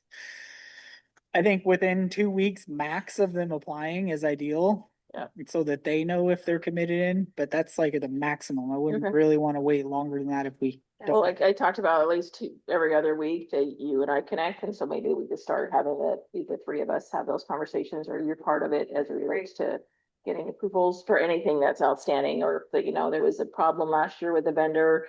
Do we, have to have a broader input as to whether or not we proceed with them? Okay. And then I want to talk with sort of advertising and marketing, backtrack. So moving backwards, when we got the fair guide, it's about a month before the copy and everything is due to the authority and the fair guide going. So if we're now a week earlier, it looks like it's going to be like end of June is when copy images is due for the fair guide to get going. So considering that for sponsorships and for entertainment and marketing, anything that gets printed in the fair guide has to get to them. So working backwards there. And then working in event need with the sponsorship tracking and the deliverables and for the applications, it really is a great tool that we're using to track for fair planning and management. So we can give you access to that to be able to view it so you can see the progress too. And then want to bring up, we'll talk to you maybe more a little bit about it, but a sponsorship opportunity, like having a sponsored day before the fair. So we've got like, it's sort of like a preview. So having that be sort of an incentive to sponsors, like if it's maybe the Tuesday or a Monday before fair actually takes place, letting the sponsors kind of see maybe behind the scenes stuff or taste of I love it. Yes. food that is the hot fair ticket food item, something, just have some sort of incentive to treat the sponsors in a VIP kind of way. Yeah, and some of it's gonna have them putting their imagination hats on, but it's like, it's gonna be here. Yeah. Right? Behind the Yeah. behind the scenes, Yeah. kind of makes it feel special. Yes, and so we will send you all the links for Eventney, so you'll see those in your email. We're just gonna put in there so you have the access to go in there and view, but like the vendor apps specifically, like don't approve anything. I don't think you'll even be able to, but that could be, because it charges people once you actually do those approvals, so. And if you have any issues getting set up in that, then let me know and we can work through those, but. As far as vendors, volunteers. And now sponsorships, yeah, all of that can be tracked within that software, just to be able to see what's happening. I know in the past, there's a lot of been, well, which vendors have signed up? So instead of me making a separate list, just go in there and you can see it. You have anything else? No, thank you. Okay. Yeah, so, we have some kind of full board things to talk about. I sent you guys all this opening act potential list. I don't know if any of you have anything that you feel comfortable enough as a team saying, let's make an offer to this one and this one. I really don't recognize any of these I was names. gonna say, I don't know who any of them are. I've kind of looked at almost all of them online. There's nobody that really pops that would be, somebody that would be enticing the band. There's a lot of good women singers, but they're not, in a sense, they're not, exciting. Just one band, this, Jack Wharf Band. Sounded pretty good, but I wasn't excited really about anything. I did see Cassidy Daniels on, a bunch of, about 5 or 6 of these guys on this list were on the road with Blake Shelton. And Blake Shelton and, Keith Urban went crazy over her. Yeah. But, I mean, she did okay, but she wasn't a crowd, wasn't on your feet cheering. Crowd person. I just asked the AI. I have no opinion on the other ones. Okay. Do we What is your actually, AI do we thing? actually need an opening act? Yeah. Yeah. Yeah. I asked, if let them know that Cameron was coming as our main act, and then pick 3 from the list that were good opening acts, keeping in mind our audience is all ages. It said Megan McCree, why she fits, warm, hurtful songwriting that appeals to adults while staying clean and family friendly. Palmer Anthony, modern Texas influence country that's upbeat and fun, perfect to getting the crowd warmed up.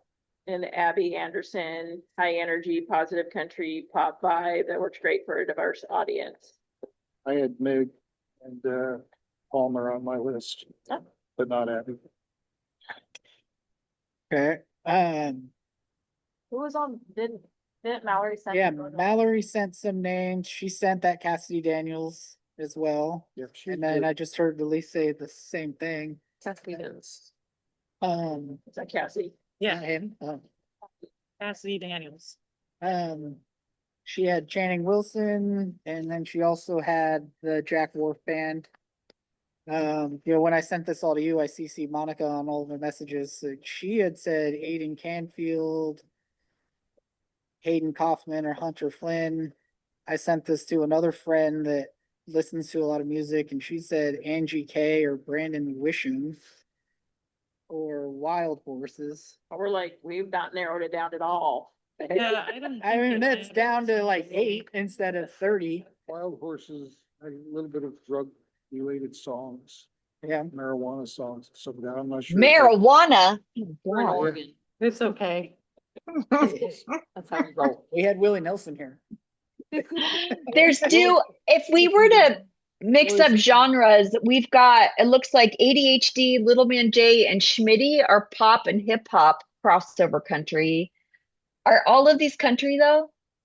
No, I don't know. Pop country. Looks like it, yeah. Well, what if I take, I mean, this isn't really a decision, so this is a segue into a separate conversation, but I'll just start leading you off where I'm going with it.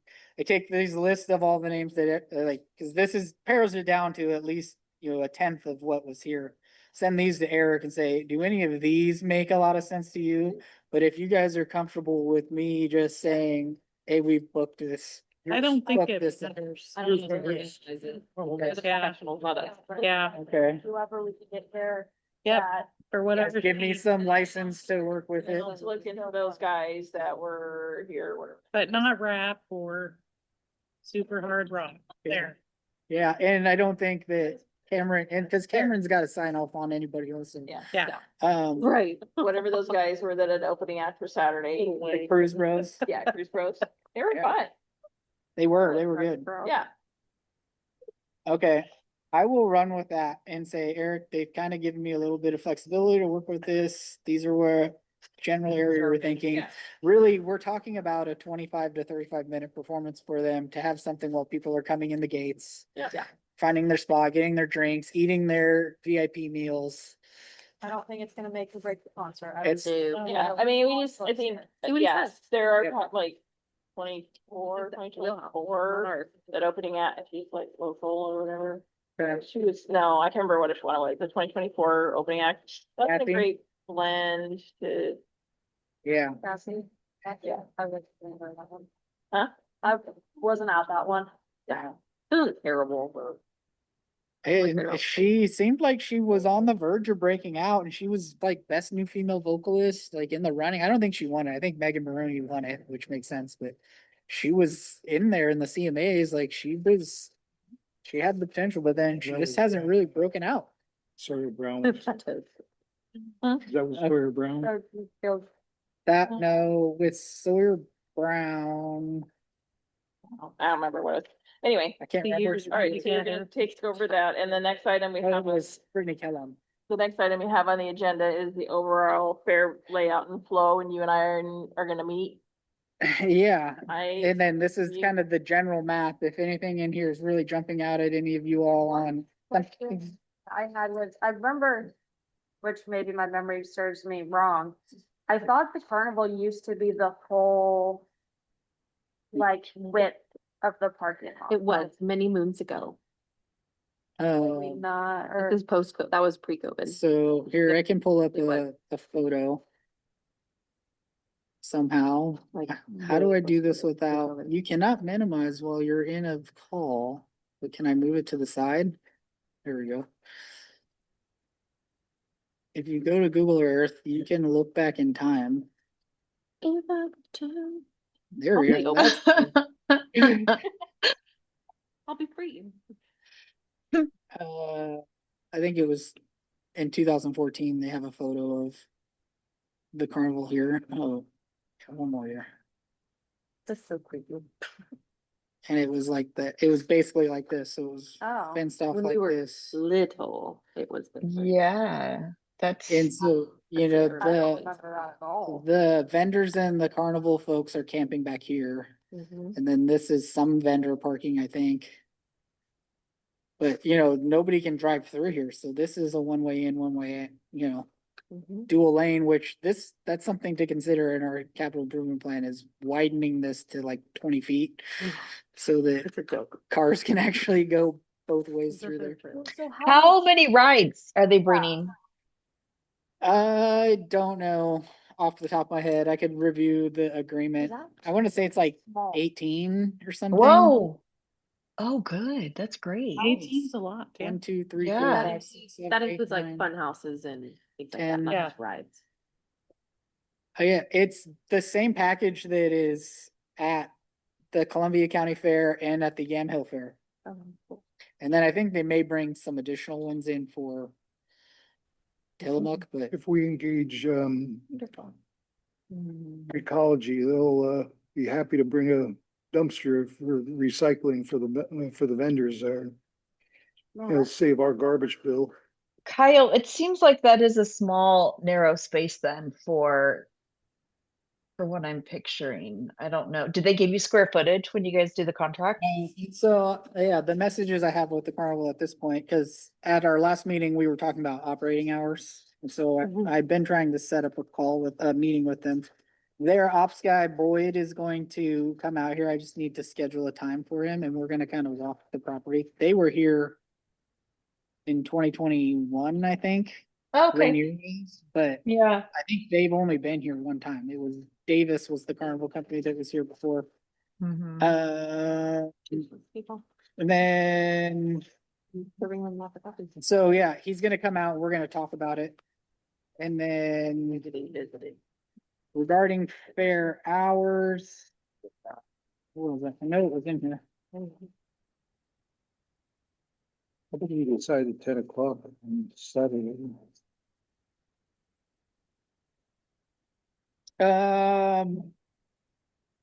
What was it? There was a separate part in this message. Printed off funky because, So we're at 6:40. okay, Are we gonna keep going past 7? I got some dogs that are home alone. No, I think we're pretty close. Okay. Yeah. We're pretty close. So basically it's in the contract that they start later. They don't start when the fair opens. I think they have 10 PM in there, but they don't necessarily have it listed as a hard close. Like if there's nobody here, they'll shut down type of thing. They won't stay, but they'll also stay late. But she said, if we have to have like a hard number because we have security that has to stay here, then we can have that conversation. But basically, if they have people if there's still a lot of people there that are trying to do the carnival, they'll keep it going. So I think we should probably think about this concert, since we have about 20 minutes. What we want to do about the concert. The VIP, yes. And that's one thing I'm getting feedback on, and we want to do that. Are we doing like what worked last time, what didn't work? Well, so I think what Kyle was saying was, do we want to keep it the same as what we did last year, or do we want to go back to what had been before? Right, Kyle? No, it's kind of. Right. And so when Mallory called me, I told her this was gonna be one of the big things. She was thinking, it went well. I think we raised like 80K last year. So we didn't really drop sponsorship, but definitely from the onset removed the 21 and older. That was something that's been a lot of input. I'd say the main concern that I have with what we did last year is that having individual VIP tickets for sale, it's got to be something that's got to be very clear that there may not be any individual VIP tickets for sale if they all get sold in packages. Because my concern is that people are going to be like, I'm not going to buy a bronze sponsorship. I'm just going to wait till they sell individuals and they'll get them cheaper and we'll be lower on sponsors. But you can see we went from basically every $100 that you sponsored, you got a ticket, to significantly less. So in 2024, it was 75 tickets for $7,500. In 2025, you got 50 tickets for $7,500. So you got a quarter less or a third less than you got before. So again, it didn't seem to affect the amount of dollars that we brought in. We had less people in the concert, but we raised the same amount of money and it makes it a little bit more exclusive. Did we have a set number of how many people? Isn't there a cap? I think 600 wasn't it? 600 is the number. That's what you told Peter. And then, so basically, if we sell 600 tickets, we sponsor sponsorships, or just, It's closed. yeah, And there's no individuals. Yeah.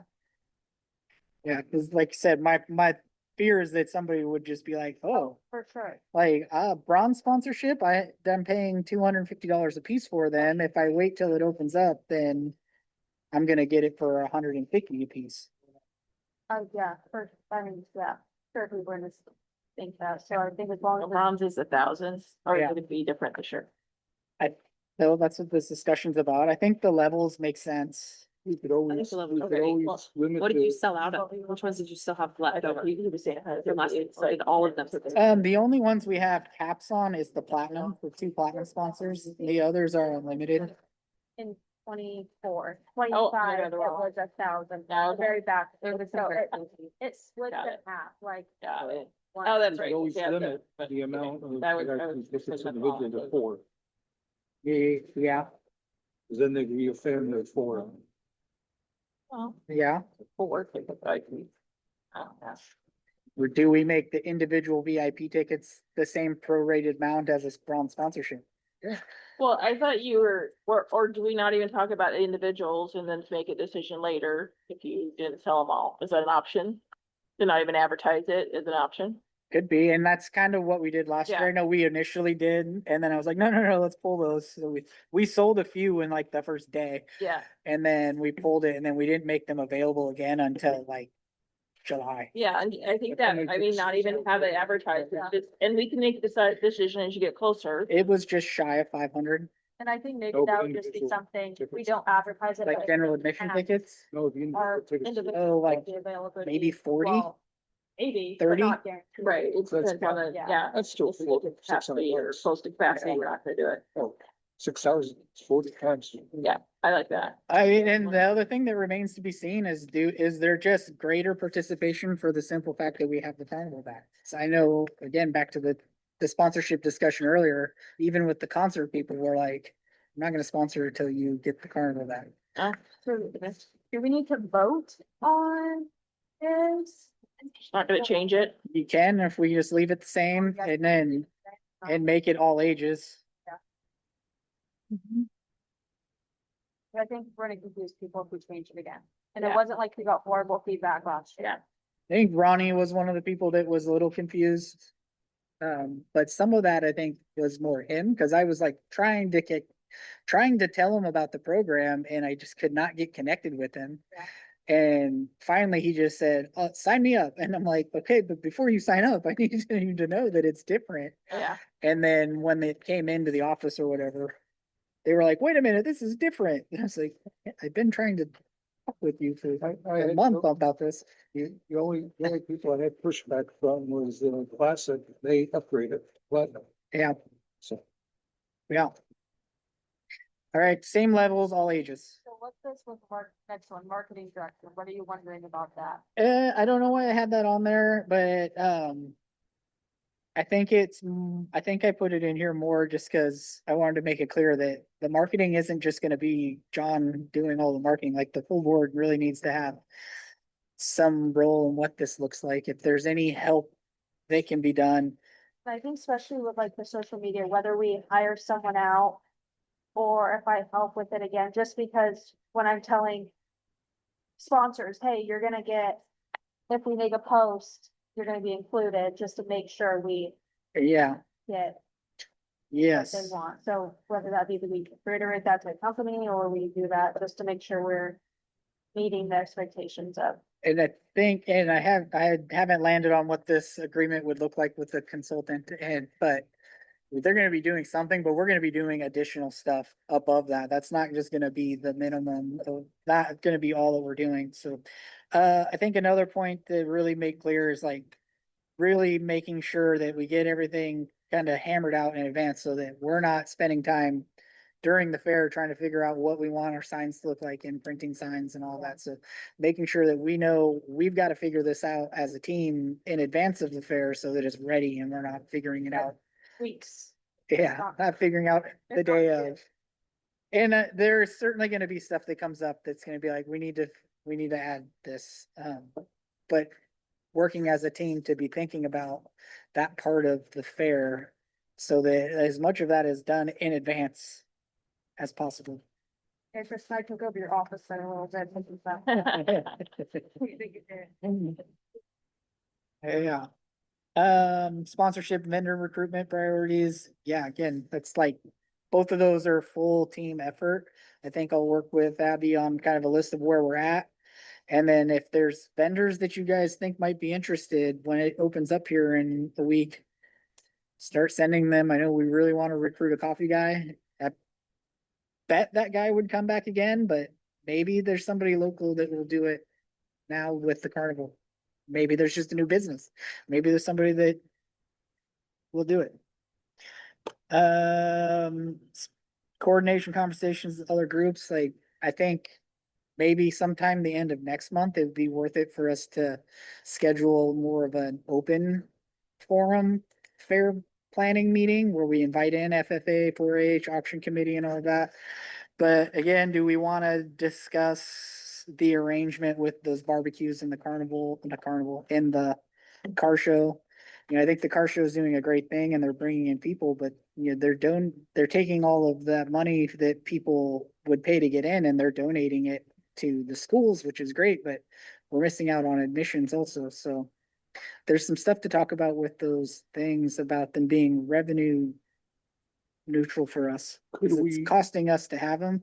Granted, we have to pay quite a bit probably to have somebody put a car show on. But at the very least, we need to know how many people they have come to the car show. We don't even know how many people came in.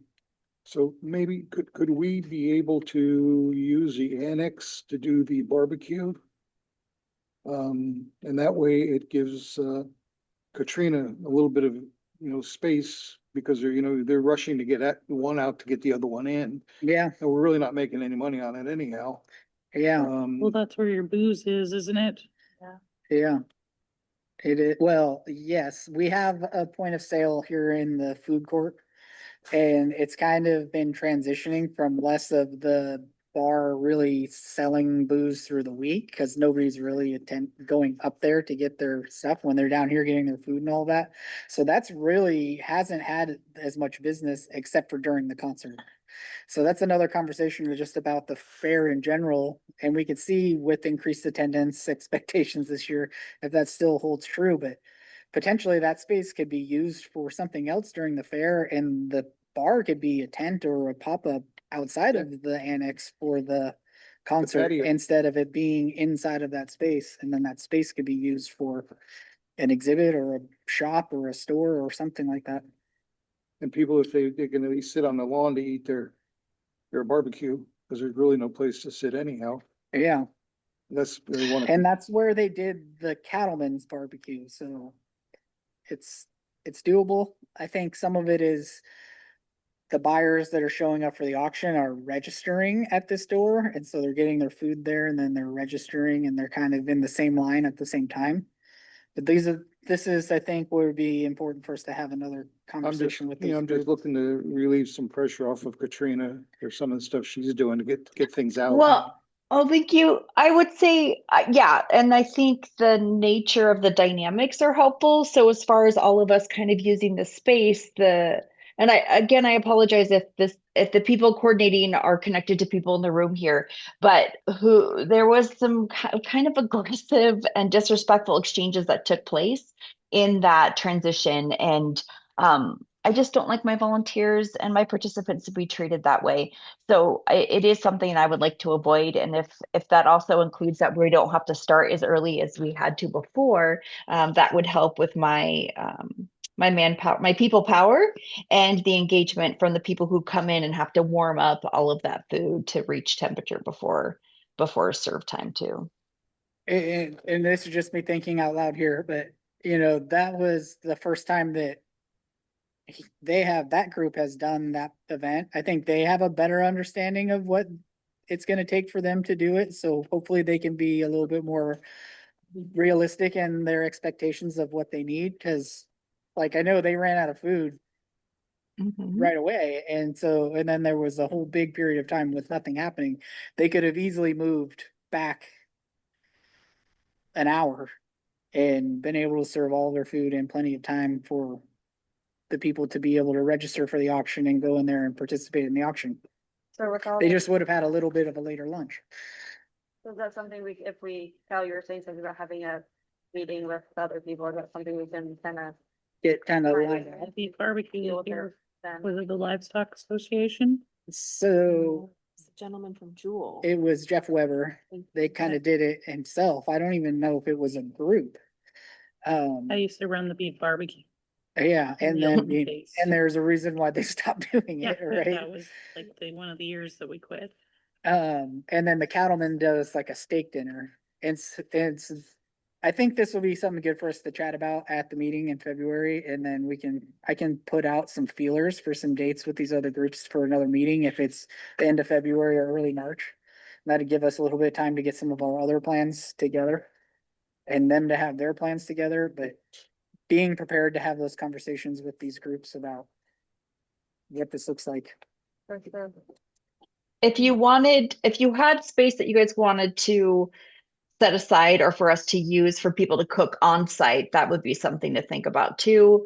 And then we could shift the engagement as far as the live competition goes for cooking, whether it's barbecue or chili, where people are setting up more of their own gas powered stovetops and then preparing everything on site. They're decorating their specific area, their little tent.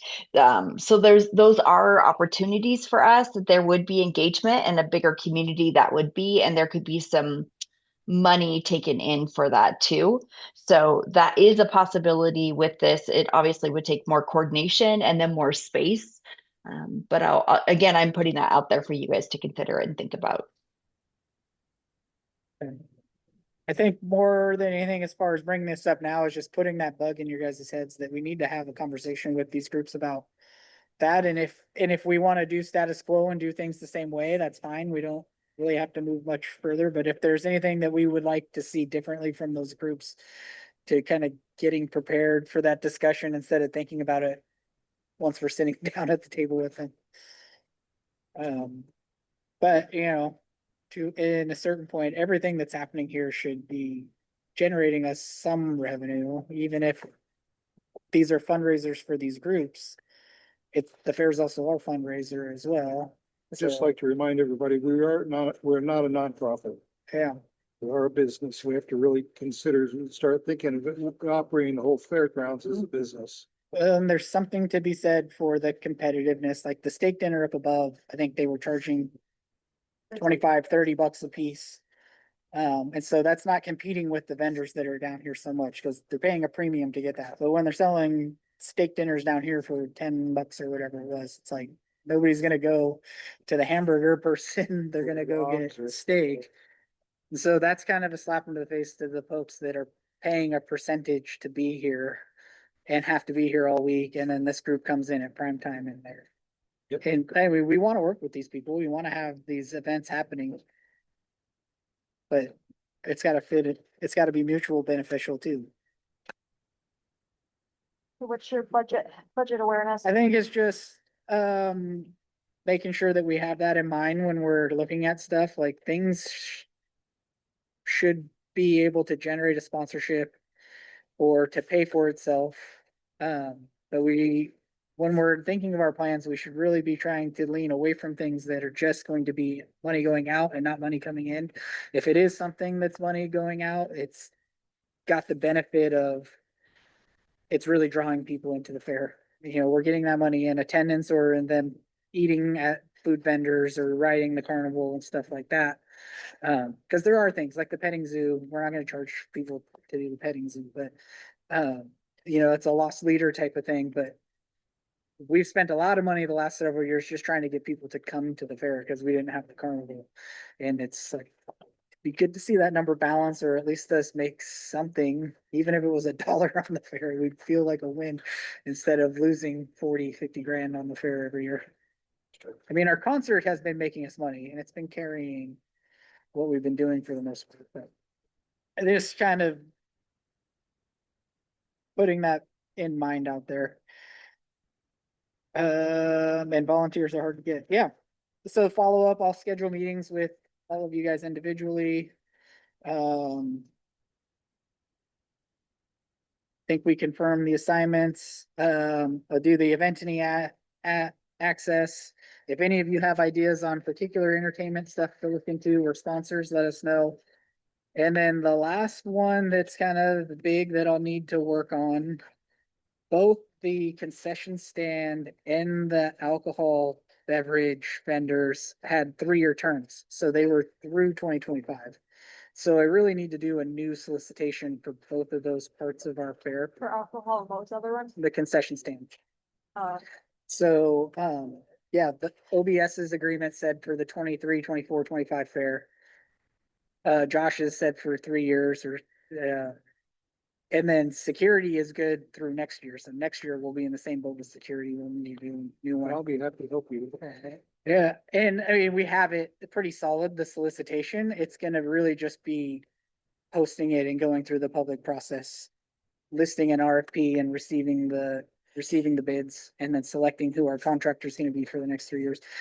So that's something that occurred to me really just in the last couple of days, like how were we with our contracts with those? Oh, they're up, they're due to be renewed. So that's pretty standard. I mean, every 3 years we should be getting updated quotes on who's available and who's out there and what percentage we have. I'd say generally I'm pretty happy with the service that we've gotten from OBS. They've done everything we've ever asked to, and we get a pretty great commission from them. But it is only fair to see what other groups are out there and what other deals. Yeah, do the same for our insurance and everything at home. So unless anybody has anything else, I think we've got a good roadmap to get this train moving along. We're adjourned. Have any coffee back, like? Okay. Thank you, Katrina. Thank you, Joel. Yeah, thank you guys. I really appreciate your help and support. You guys are awesome. This is completely off topic. Is there ice in the ice machine?